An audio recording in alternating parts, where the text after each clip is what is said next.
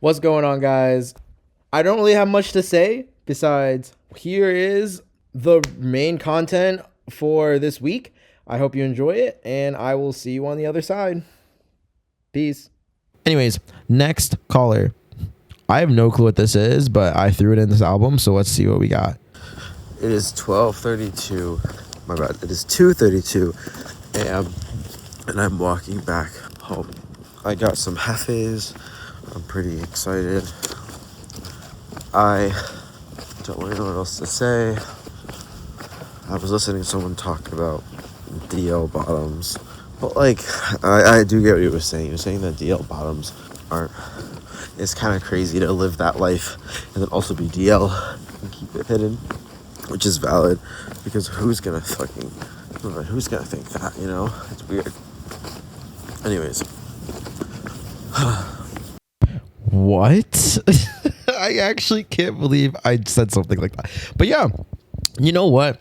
DLs aren't the issue. It's the DL bottoms that are the problem. Because how can you, you know what? I do remember the TikTok now that I'm thinking about it. Yeah, the TikToker was talking about, how can you be DL and a bottom? Because the lifestyle to live that is just too much. And how can you be discreet about this lifestyle? Because it's not that hard it's very hard to hide, you know? Like you gotta, I don't know. But DL culture is a whole other thing that I have such weird feelings on. I will never go for a DL person. That is just not worth anyone's time. That's just we're just wasting everyone's time at this point. Like, why is a DL? Why? Like, I'm not playing those games. I actually want a real relationship. But yeah, bruh, this is my 2:30 a.m. thoughts. Fair enough. Freaking enough. I feel like the discourse around DL people recently is just not that productive because everyone's just hating on them, but we're never gonna get past it. And honestly, I do think that, not honestly, but the issue with DL people or DL men specifically is, this is going to be extremely hot take, by the way. I would love for someone to correct me or change my mind, but I do think that women have a lot to do with DL culture because of the fact that there are women that don't I have friends that will be like, they'll just accuse men of being gay when they do something that might be a little fruity or something, or if they don't treat them properly or whatever. And I don't like that as an immediate cop out, because now I'm an issue, and why is calling someone gay the answer to you not being treated correctly? If you're not being treated correctly, just leave. There's no reason for you to be hanging out with this dude who's not treating you correctly. And if he is gay, what about it? If he is gay, he shouldn't be dating you. That's the first thing. But I think that the projection onto men that they're gay, now the men feel like they have to prove that they're not gay. And half that issue is the fact that men themselves, as a group, all men culture is so weird. It's so strange. Why do you have to prove how straight you are to the person next to you, when at the end of the day it really doesn't matter what they think? And maybe it might matter in a certain environment, but it really doesn't matter. It doesn't carry any weight in what you're thinking. It doesn't carry any weight into how you carry on your everyday life. But here you are performing by participating in things you don't like, just to say that you're straight, and just to say that you're like every other straight guy, where you can't build any individuality and any confidence in yourself, or it's so not even confidence. I think that comes from a place of insecurity, and the people that are the most confident in themselves are the people that are made fun of the most, because they double down, they do what they like to do. And the people that do make fun of the people that do as they please or might be gay or whatever, those are the people that are probably the most insecure about it, and they're the ones pushing the agenda. It is a never-ending cycle that I don't think will end for a long time, especially with the gender wars that are going on right now. There are so much there's so much tension between women and men, at least on my phone. I see a girl complaining about a guy and a guy complaining about a girl all the time on my phone, and it's and then the comments are just miserable. They're so miserable. They're just trashing on the other party, where I just really don't know what to say, because at the end of the day, I'm a man. I like men. If I hate on another man. At the end of the day, I'm a man too. Like, so we all hate ourselves. At the end of the day, we hate gay people. Like, gay people, like, we just don't like gay people. At the end of the day, we just don't like them. I don't like them. You don't like them. We don't like them. But, you know, I might like one of y'all, or I might like a lot of y'all. I don't know. But still, like, it's just, it doesn't feel like there's a gender war going on just because. And, you know, this probably all started because women started getting rights and started doing successful stuff. But while doing well independently, being asked to be treated like a 1950s midwife princess, which I personally don't mess with, just because if you're gonna ask to be treated like a subservient like midwife, it's unproductive. It's unproductive because you want to be strong and independent, but you want a man to cater to everything you want. It's different if a man wants to provide for you. It's different if a man is a provider and wants to provide for you. But I don't like the fact that there are inherent roles when you're in a relationship, and there's stuff that people have to complete. And then also, like, I was talking to my friend about this a couple weeks ago. If you are a woman or a man and you're looking for a partner and you're looking for traits to raise kids because you don't have them yourself and you think that they'd be better at raising kids, is that someone that I don't like? Okay, maybe I'm gonna start this one over. If you're a man and you're looking for a woman that shows mother like qualities and could raise a child of yours, that doesn't excuse you from raising the kids.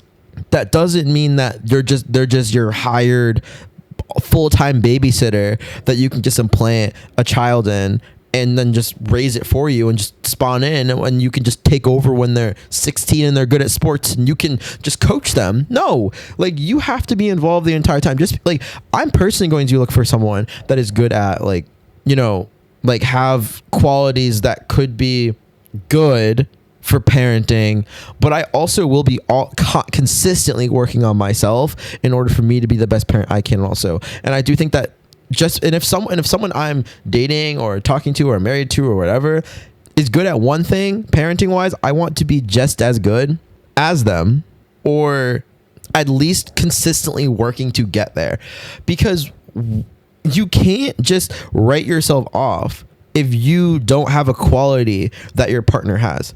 You should always be trying to build yourself to be a better person. And especially when it comes to raising a child, you have to both have strengths and weaknesses, but those weaknesses should always be being worked on. Just because it's a weakness and your partner can take that end doesn't mean that you just can toss it away too. And I think that with the gender roles that someone just placed on us, we just expect women to just take care of kids and just be involved and raise them and bring them up, and the men just don't really have to do much, or the men have to be the masculine, you know, the one teaching her how to be tough and whatever. No, you just, like, I mean, I feel like this is much more of a personal conversation because our personal perspective, just because I'm someone who grew up with two moms, and I think that something that I've resulted from having two moms is I'm extremely hyper independent. What's going on? I'm extremely hyper. My bad. I thought someone was knocking on the door. I'm extremely hyper independent. I think that two men and two women can raise a child in a perfect way or in a horrible way. Like, I think that but I do think the gender roles hurts us as, like, a progressive society. And I think the best relationships are the ones where they actually are partners instead of, like, a couple, if that makes sense. Not even a couple. I like the term partner because it actually shows that you're working as a team and you're a team in this, and not, like, checking a box that society needs you to do. And with the boxes that people, like, if you are in a relationship to check a box, it feels like you are then checking off the boxes that society is. I need to talk to whoever wrote these rules, because whoever wrote these rules, we need to have a serious conversation. We need to sit down and really talk about this, because there is no reason for you to have come up with all these rules that everyone has to follow for the rest of the rest of eternity at this point. I'm just a kid who lives in America, by the way, so I have no clue how any other country works, but it is so annoying that it is just drilled into our minds that this is how we're supposed to act as a man and as a woman for the way we grew up and whatever. And that's just expected, and that's it. And that's how we're just going to go about it.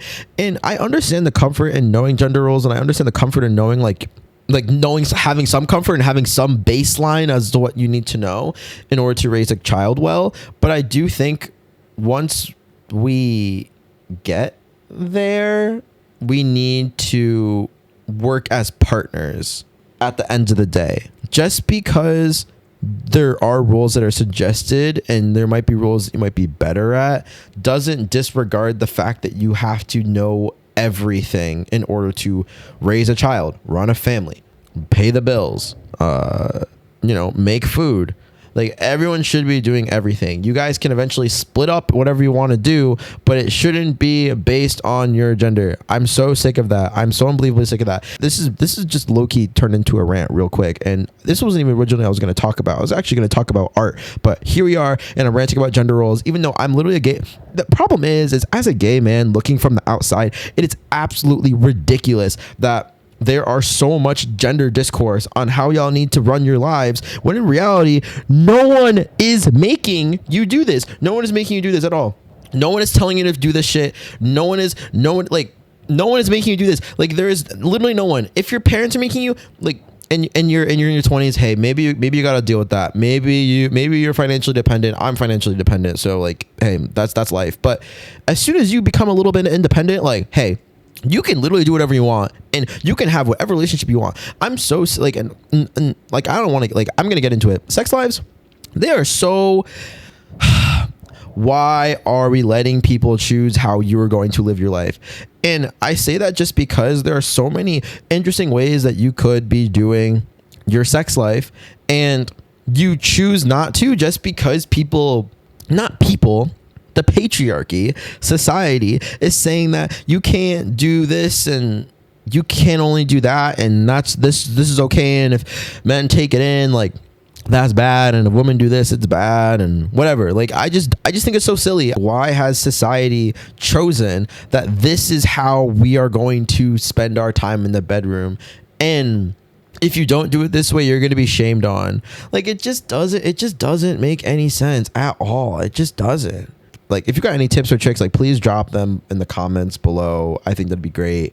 But I think that I'm going to end this with my kind of take on what I see a relationship, especially just partner. This is very ambiguous. Like, this does not have any gender roles, because I don't think there should be gender roles. I think that I don't know what that was. It just automatically stopped on me. That was so silly. Anyways, I don't even know if I'm going to say this as a suggestion or as, like, what I would consider the paths to a good relationship. Anyways, if I think you want a good relationship, you have to figure out what type of human you are. Are you submissive? Are you dominant? Do you see yourself as a provider? Do you see yourself as what are your strengths? You should assess your strengths at the very beginning. You should kind of figure out, like, what type of person you are, so that you know whether the person that you're with is compatible or not. I want people to always dig deeper than what people tell you that you are. I think that you should look into what you're good at, like, in terms of communication, in terms of financials, and in terms of, just literal intellect. I think that there are so many, like, smart people that settle for not as smart people that quite literally hold them back, and you need to understand where you lie in terms of all of that. Once you find your partner, you should assess what they have. What do they have? What intellect, what abilities, and what, like, strengths do they have? What weaknesses do they have? Do your strengths cover their weaknesses? And do their strengths cover your weaknesses? And I think that's one of the most important things ever. And also, at the end of the day, this should just be your, like, friend. Like, this should be your friend at the end of the day. This should not be some, like, transactional relationship. This should be someone, like, I've been saying this for the last, like, who knows how long at this point. This should just be your friend that you have sex with.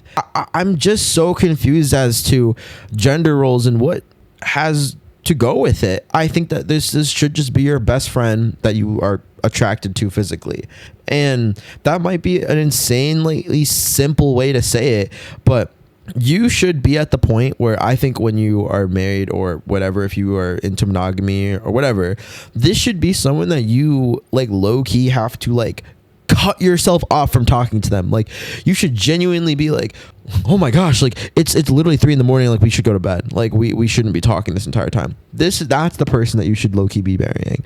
The person that you can talk to forever and it literally feels like y'all are catching up for the first time and it feels like one of the greatest things ever. If you are not doing that, then maybe you need to reassess what your relationship is. And if they don't talk and you talk and y'all are having a blast, cool. If it's the opposite, awesome. As long as you feel like you are genuinely enjoying your time and not on a physical level, at least in an intellectual level or like a emotional or connection level, that's what you should be looking for. At the end of the day, or at the end of your life, this will be, if you are extreme monogamous or you're going through like an extreme, like if you want to end up like growing old with someone, as I do, this should be someone that this is going to be the only form of entertainment you will ever have once you are unable to move and life is kind of getting hard in terms of like your physical abilities, and y'all aren't able to do as much as you normally do, and y'all are just gonna, you're not going to be working. Maybe, who knows what y'all are doing. I don't know how y'all move, but I'm not going to be working, and like my partner will also not be working, and all we can do is quite literally just shoot the shit. We can just shoot the shit.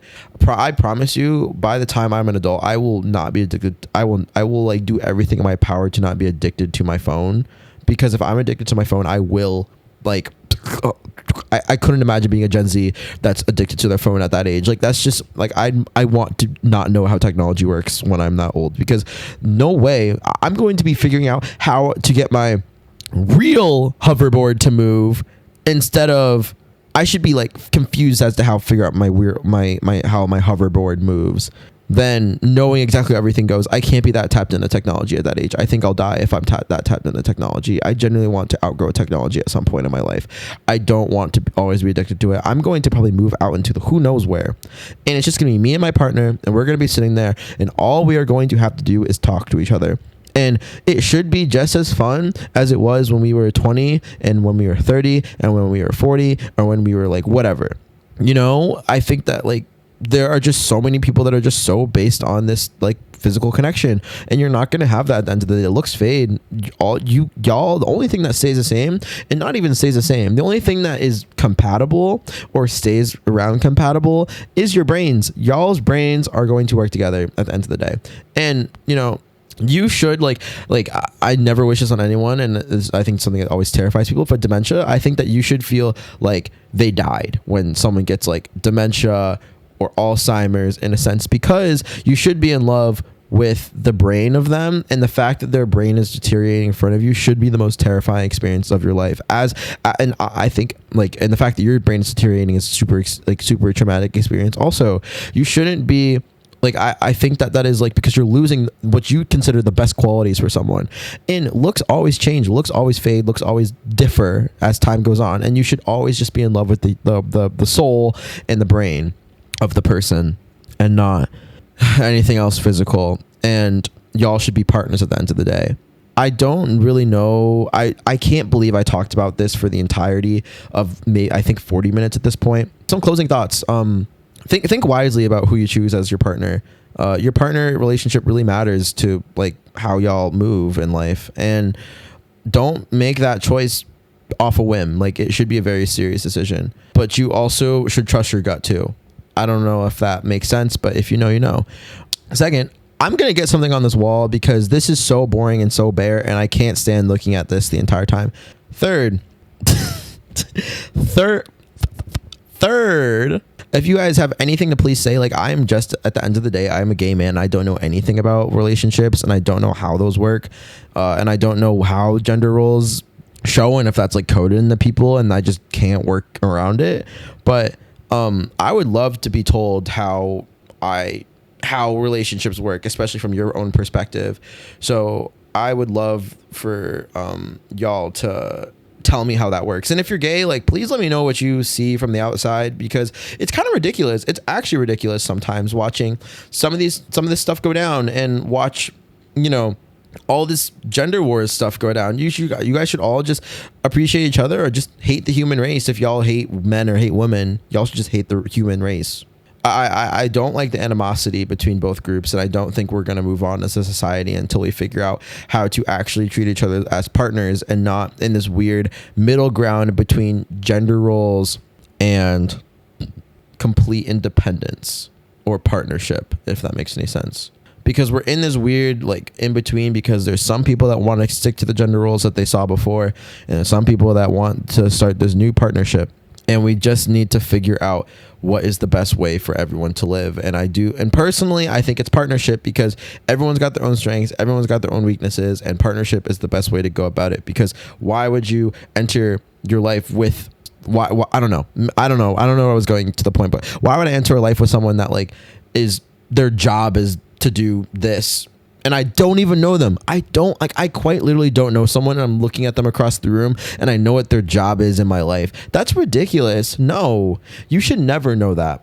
Anyways, yes, I need to get some stuff on my wall, and I do need to, I'm actually very excited to see what people say. I would love to continue this conversation, because I do think this is a very interesting conversation, especially because I'm not really a part of it. I'm just kind of watching it go down. And obviously the gay community has so much that they got to figure out, as someone that is literally in it and is literally entrenched and is just absolutely desperate for a boyfriend. And I don't want to say desperate, but is yearning for one, and just has not found someone that has intellectually been compatible with me yet, and also have physically compatible with me. Yep. At least right now. I don't know. We'll see what happens. Anyways, besides the point, thank you so much for sitting and listening to this, or listening or watching me talk about, whatever I was talking. I'm joking. Gender roles and how partnership should be modeled. But yeah, I hope you guys have a lot of cool stuff to say about gender roles, and whether, do you think that gender roles are good for society, or do you think that we should kind of move towards partnerships? I would love to hear people's thoughts down below. Oh, also, quick little announcement. My backgrounds on my computer have been changing throughout the time, and this one is my Rick and Morty one. It changes as day goes on. It's super cool. But if you have a wallpaper you want me to use, like, email it to my email down below at jonebonehq, and I might throw it on for another video. I think it'd be super fun. Continue doing that, and because I like looking through for new wallpapers, and it's hard. It's fucking hard. I don't like looking through them, and I'm too picky. So I would love just people to send me some that I could use, and I think it'd be fun. Thanks for watching, and I'll see y'all later. Bye. Peace. Wait, I keep saying bye, but yeah. Good night.